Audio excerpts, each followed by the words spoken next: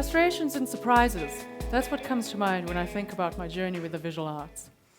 Frustrations with the language of art, surprises about what I really value within that, frustrations with how you then communicate that, and then surprises about what's possible with the right forum.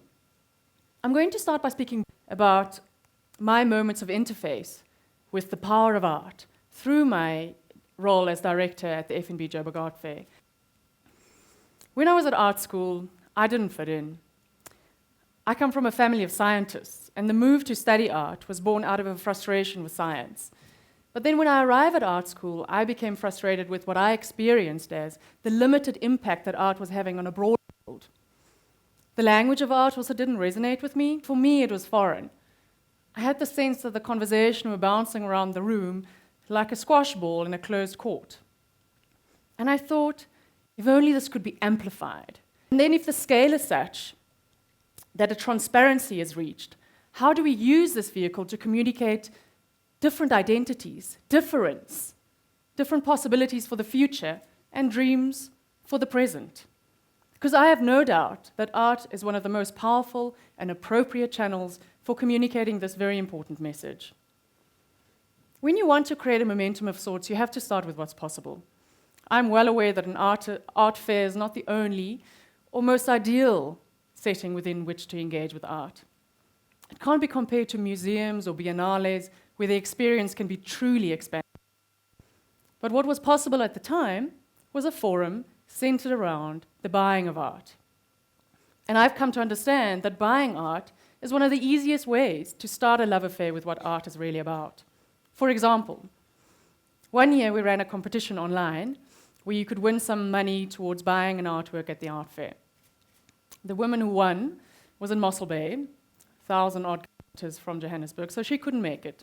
She sent her newly married daughter and husband to the fair. I met them at the door, and they were like, "Are there any pictures of flowers? An animal, perhaps?"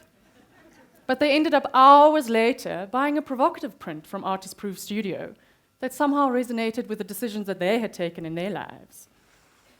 Another example of bridging the gap.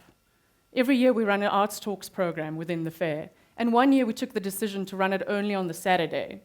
And suddenly my inbox was flooded with complaints from attorneys and bankers and IT specialists who were upset that this year, because they happen to have something on that Saturday, they won't be able to interact with this forum for learning that they have been interacting with in other years and looking forward to. And I thought to myself, surprising. Who is waiting out there to interact with art when it is made accessible? I can't really speak about my project of access without speaking about this place, Johannesburg. My practice is critically based in this city on the African continent. Johannesburg, for me, embodies everything that I've been speaking about having a wider conversation where more people are involved. Johannesburg is a place of bold business, famously, historically. It can be ruthless, it has its problems, but it's also a place of possibilities, of bravery, of let's do it. And that's the kind of attitude you need when you want to affect change. I'm now going to zoom into one artwork by an artist that practices here in Johannesburg. But before I do so, some context.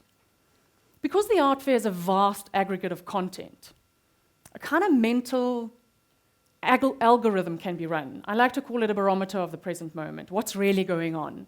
And unlike other channels of communication, such as news or media, this is the present that has been interpreted, expressed, digested. So if you had crossed the divide between the world and the art world that I've been speaking about, you might have noticed, as I have, a new politics of self being expressed, especially in the work of young black South African photographers, especially within the medium of photography. One of our giants of photography, David Goldblatt, commented that after the fall of apartheid, some South African photographers had lost their context, had lost their subject. There was no longer a known enemy. He was speaking specifically about the mode of documentary photography that had found its place into the gallery space. Documentary photography is about documenting the outside, what is happening out there. The move that I have seen, that I am interested in, is a reversal of that, when the camera is facing the self, and the narrative is, the subject is the self. That is the narrative that's being created. This is a subject that's actively creating an everyday in the African continent, and a narrative that is owned. I use the term every day here in the political sense of a struggle for freedom. I can name a few artists for you today. Nandipha Mtambo, Mary Sabande, Moha Modise King, Zanele Mohole, artists that use their own body, often through the medium of performance, often through their close community, to communicate a happening that they have enabled, that they have directed and scripted and own. These are innovative voices that actively express contemporary reality on the African continent. I use these artists as symbols, as synecdoche for a larger phenomenon, a larger movement that is gathering momentum on the African continent about African contemporary expression and culture. Contemporary photography has done a lot of work to dislodge what international curator Okwe Nweze has called the incredibly grim view of Africans that resides within the Western paradigm. The artists that I have mentioned also work against that view, but not always actively, sometimes silently, through the medium of playfulness, imagination, and intimacy. A while ago, I bought an artwork by Zanele Mohole, which hangs in a central place in my house. It's called Isililo 20, which means to cry. We engage with this uncompromising artwork in our house on a daily basis, conversing about it with our small children and guests who come and go.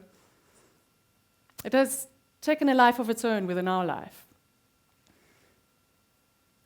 This artwork for me marks a shift in her practice from photographing the members of her community, the gay and lesbian community, for reasons of activism often, to turn the lens on herself, where she comes to exemplify everything that she has been speaking of in her career, staring back at the camera.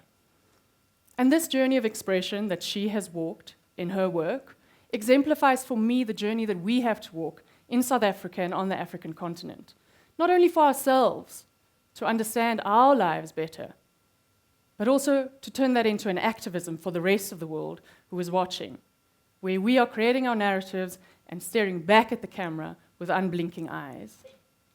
Even if, given where we come from, given what we have been through, and given what we are even today, shockingly, still struggle with, even if sometimes those eyes are filled with tears. Thank you.